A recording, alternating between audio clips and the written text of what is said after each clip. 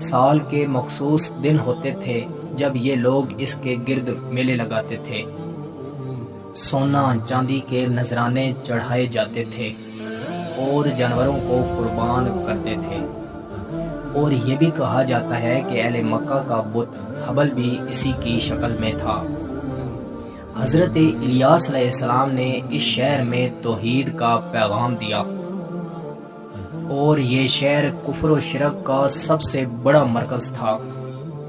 حضرت الیاس علیہ السلام نے جب بادشاہ کے سامنے دعوت پیش کی اور اسے بھی بت پرستی سے روکا، مگر ایک دو افراد کے علاوہ کسی نے بھی آپ کی دعوت کو قبول نہیں کیا، بلکہ آپ علیہ السلام کو پریشان کرنے لگے، یہاں تک کہ بادشاہ نے آپ علیہ السلام کو قتل کرنے کا منصوبہ بنایا۔